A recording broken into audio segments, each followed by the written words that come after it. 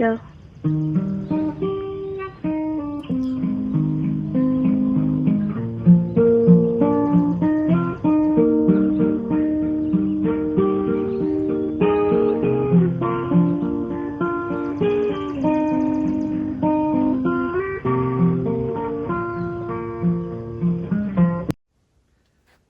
Hey everyone, welcome to my channel. I'm David Byers. I am a wood turner. I like to take unusual pieces of wood and blend epoxy resin pigmented with mica powder and make bowls and vases and platters and holoforms and different things like that.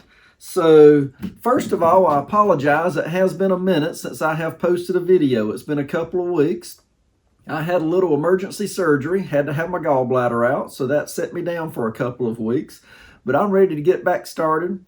And this week, what I'm planning on doing, I have this piece of walnut that is basically mirror imaging itself. And so I want to do two twin bowls, but I'm not going to make them exactly the same. I'm going to do one with this emerald green color. It's a deep, rich green color from Black Diamond Pigment, and then from Designer Epoxy, which we almost all the time use, we're going to go with a bright blue. This is sky blue, and I think those will create a good contrast against each other as we make these two different bowls. So I'm using the bottom outside circumference of the bucket to mark the wood with, so that I know how I'm going to trim things on the bandsaw. Now, if this was going to be the bottom of the bowl fitting into the bucket, it would not fit. I'd need to mark it from the inside of the bucket instead of the outside. But what I found is if I'm marking the wood in this manner, I'm marking the top of the bowl, and since the side of the bucket is tapered moving down towards the bottom, then I will adjust my bandsaw to allow for that taper, and this is going to actually fit pretty intimately going in. So then the next thing that I'm going to do is I have to make sure that the bottom of the piece of the wood is stable. So I use my belt sander and I make it flat and take my time with this. It doesn't have to be flat all the way across. It just has to be good and stable so that things aren't going to catch when I'm using the bandsaw. If it catches, it kicks. If it kicks, it may throw. If it may throw, it can be dangerous. So we want to just make sure we've got a good, stable bottom so that we can trim things on the bandsaw correctly.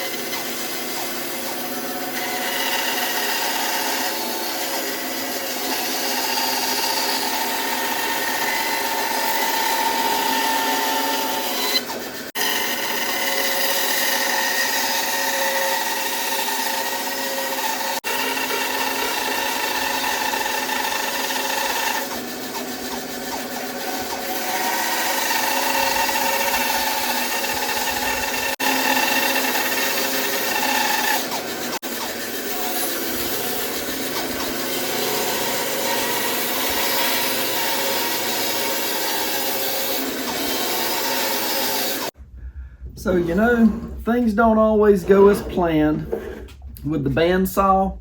I got to tell you, the first thing that happens is I use an iPhone to do my recordings with, and the ring stand that I have it on, first thing that happened, it tipped over and it fell. And so I cracked the cover on my phone, but nothing that can't be replaced. And then as I was continuing to use the bandsaw, I lost footage. So you didn't see me cutting everything out.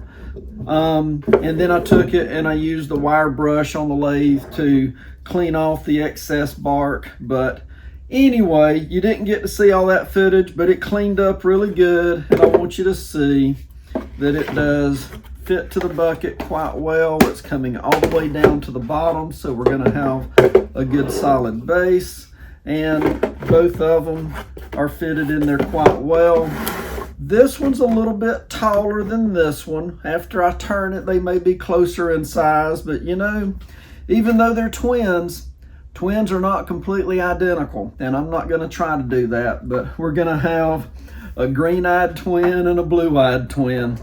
So when we get it finished, I think it's all going to be good. Let's pour some epoxy.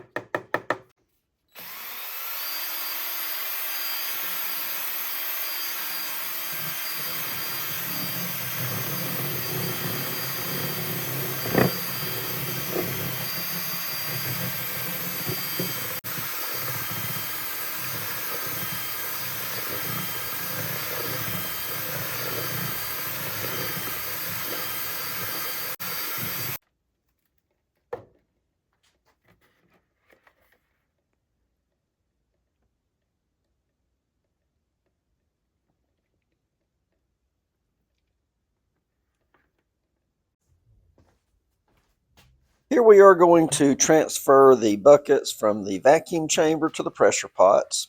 I was able to achieve 28 pounds of pressure with the vacuum chamber. Took about an hour, and I'm bringing it up to pressure and then taking it down as it bubbles. Every time that I pull it up to pressure and then I release the pressure, the bubbles disappear. And every time that I do that, it helps to allow the epoxy to flow into the wood where it pulled the air out. I don't just take it up to pressure with a vacuum chamber and hold it there. I like to pull it up and bring it down. And then after I finish with the vacuum chamber, I put it in the pressure pot at about 60 pounds of pressure, where the buckets are going to remain for about 3 days.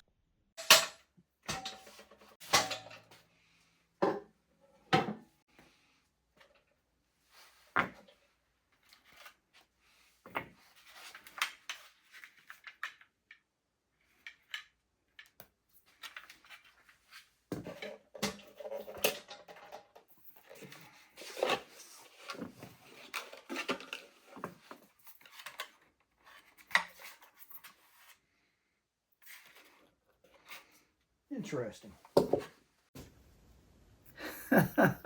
So we just can't expect twins to be the same, can we? So we had two almost identical pieces of wood. The one on the blue was a little bit taller than the one on the green, but not by much. We added the same amount of epoxy to both of the pieces that were cut the same to fit the same size bucket.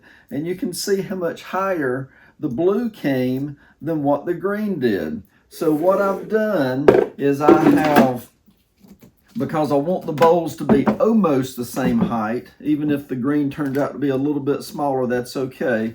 So I took some plastic and I cut the plastic and I used some hot melt glue to create a barrier to keep things from leaking. And I'm going to use art cast resin and I'm going to mix up a little bit more. I may not quite have enough mixed, but we will see. I'm going to do more of the same color of green, and I'm going to add some gunmetal gray to it also to kind of create a swirl in this little extra area. All right, so let's stir in my green. This is a pretty color of green. It's the darkest color of green that I've got.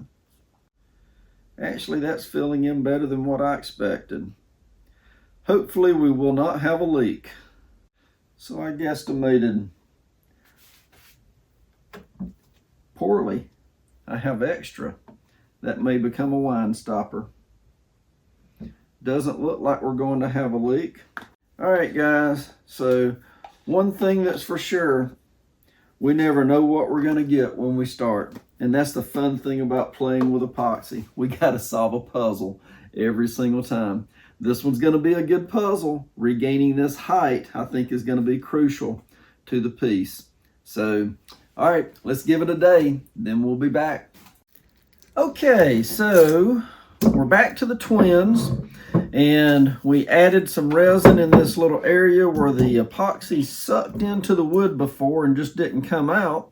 We tinted it with green and with a little bit of gunmetal gray. I do not understand why, but the gunmetal gray actually settled more up at the top than throughout the body of the repair that we were doing, even though we stirred it in.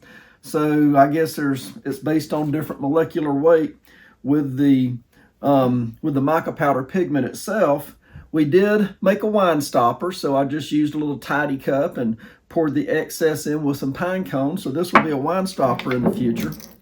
Now we're going to attach these with some waste blocks and get them onto the lathe and start turning them. And to separate this plastic, the hot melt glue holds really, really strong. So I thought that I would take my micro torch and just try to soften the wax a little bit. See if I can do this, distributing the heat so I don't melt the plastic itself, and then see if I can get it started so I can rip it off with a pair of pliers. It's starting to change color, so I think that's starting to work. A little bit of a balancing act here.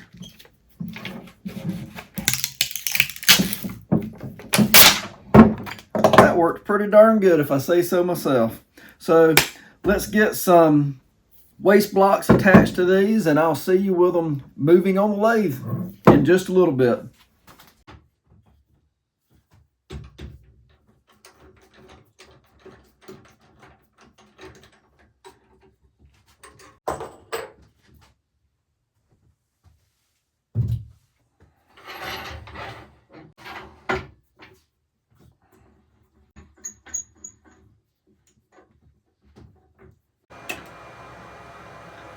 We finally have everything running on the lathe. Man, I tell you what, the lathe is what it is all about. This is the fun stuff.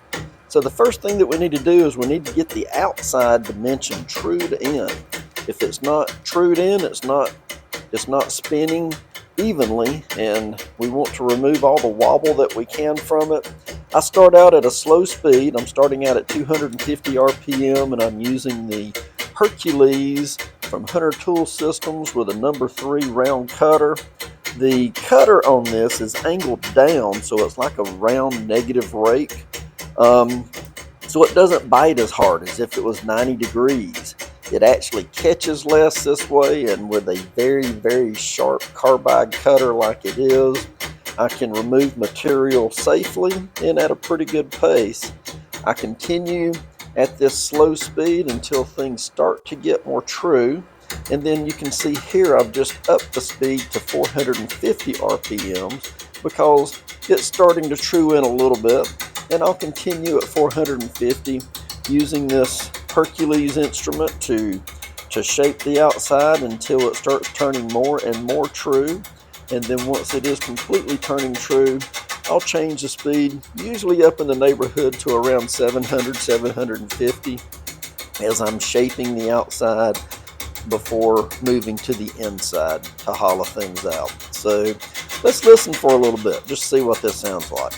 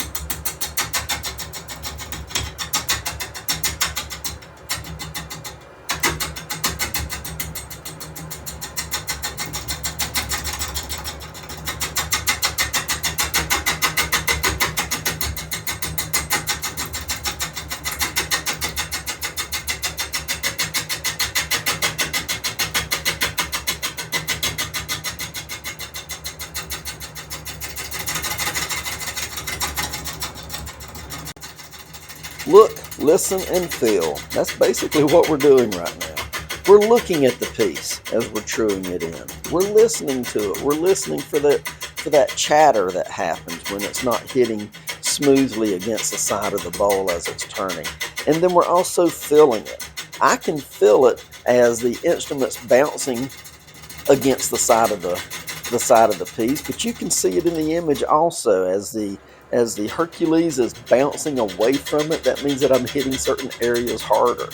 And look at the side of the piece also, you'll see some shiny areas. Those are the areas that are more depressed into the side, so we're actually not contacting those at the same rate. So we've got to get things trued in so that we can increase the speed and use a lighter pressure to make everything as smooth and as true as possible. Also, we're looking at the pieces that are coming off. When it's less true, we're getting more chips, more bits, more pieces that are flying away from the instrument as we're removing from the outside of the bowl. Then, as we get it more true, those bits, those chips are going to turn into shavings. And then, especially as far as the epoxy is concerned, when it really becomes more true and it's turning smooth, those shavings are going to turn into streamers. And those streamers are actually kind of fun. They cover me up and they make me look like the abominable snowman sometimes. So yeah, working with a lathe, this is the fun stuff.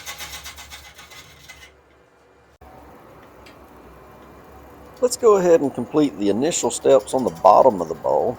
I like to go ahead and round things in as we're creating the foot. We will finish the foot later, but we want to go ahead and, once again, as part of the truing in process, we want to make the bottom smooth. So we're using the round carbide cutter, taking out the bottom corner, cutting in towards where the foot is going to be, and just making sure that everything is nice and smooth. During this part, it doesn't show up in the video, but I had some pieces of epoxy that broke off and flew up at me, so wear that face shield. Make sure you wear a respirator also, because you want to protect yourself from breathing in the dust, and you certainly want to not develop silicosis from working with this epoxy over time. Safety is always paramount, but wear that face shield, because I had some pieces that flew up as I was trimming in the bottom of this, and if I wasn't wearing a face shield, it would have certainly taken a piece out of my forehead and could have hit me in the eye too. Here you'll see that I'm using a different carbide instrument. I'm using a square shape, so I have the very edge of it that is sharp, and then I have the side of it that is sharp, and it creates a 90-degree angle.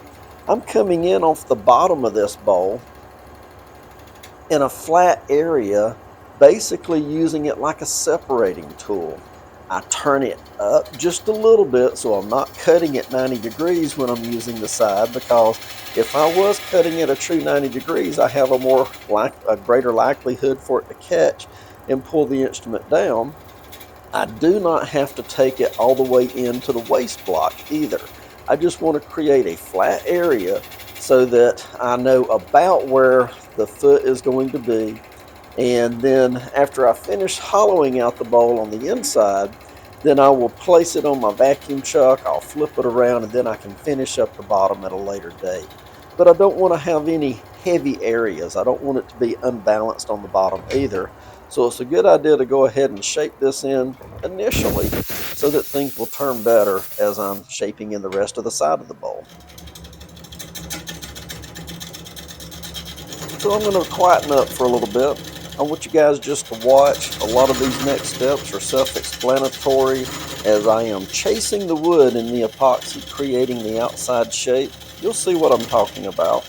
I have some defects that need to be corrected. So once again, I'm going to go quiet for a little while and just let you guys watch. I hope that you enjoy watching the process.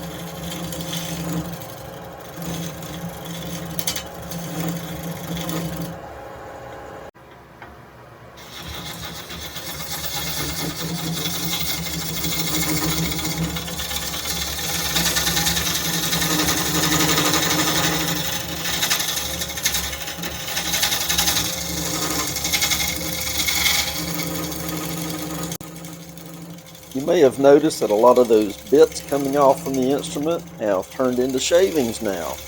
We're not quite up to the point of streamers yet, but using the Hercules, um, removing gross material from the side, we're going to have a lot of chip out that's occurring in the epoxy. And we will see that here in just a little bit.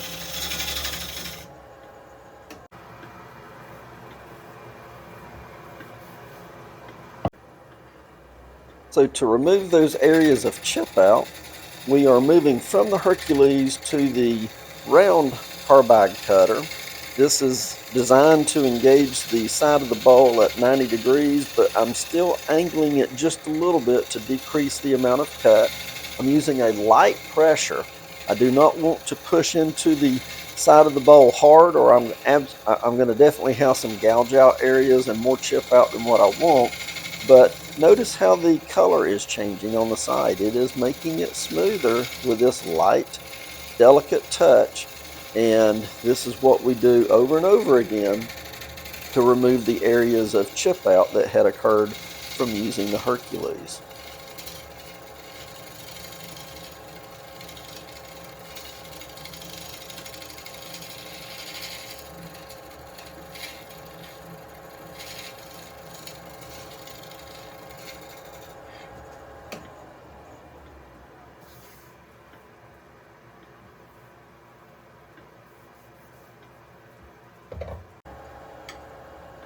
Working with epoxy, I use a lot of carbide tipped instruments, but I am certainly not above using good old stainless steel as well. So here I'm using a flat edge scraper, and I have it sharpened to a very nice sharp edge.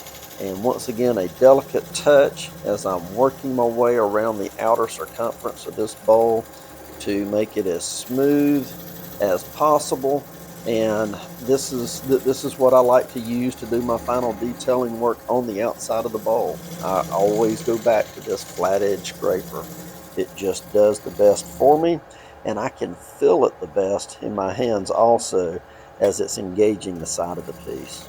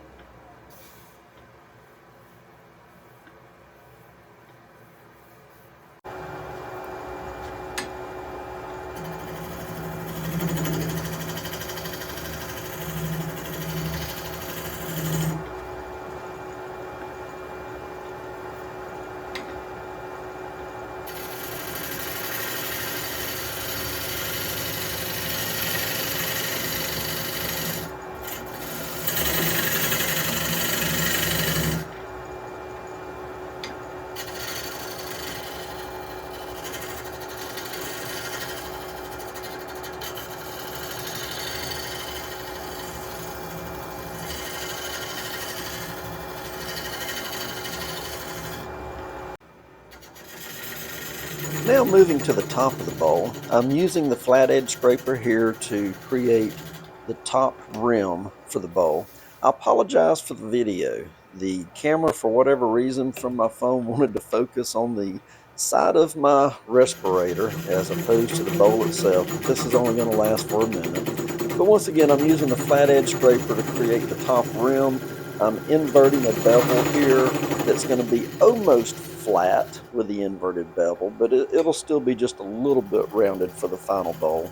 I like to create this edge before coming back and hollowing out the inside of it. When I'm hollowing things out, you will see that I use a combination between the Hercules to gouge out large pieces at a time. I'm also using my round carbide cutter to remove some just because it's sharp, but also to help provide measurements so that I don't go all the way through the bottom of the bowl. And then I use the square carbide tipped instrument also like a rougher to remove a lot of the material. Once I have a hollow area on the inside, then I can take that out, working out towards the edges. And you'll see that using the Hercules and the rougher, I will get it shaped about to position, and then I'll be using the round carbide cutter in a more delicate manner to make sure that I have a smooth cut with no chip out before coming back to final sand. So let's go ahead and we will just watch again as we complete this process, and then I'll talk to you one more time at the end after we get the inside of this bowl completely shaped. Enjoy.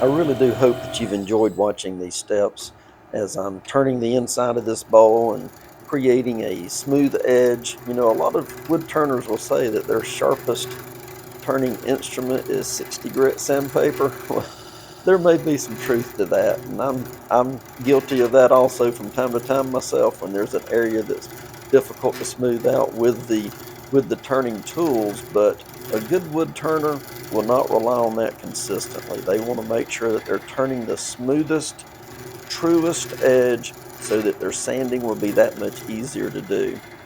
So thank you guys for watching this. We're going to go in and we're going to have a little conclusion here in just a minute talking about what we've done. I thought that this would be a wonderful video to show you the different steps that's involved with turning up to the process of sanding. So once again, let's go do a conclusion and that will finish up this video.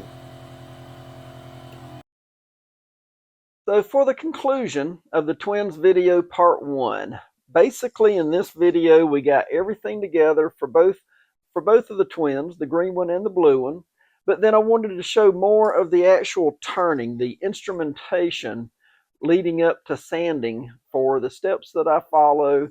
This video just worked well for that. I did not have to cut a lot of footage.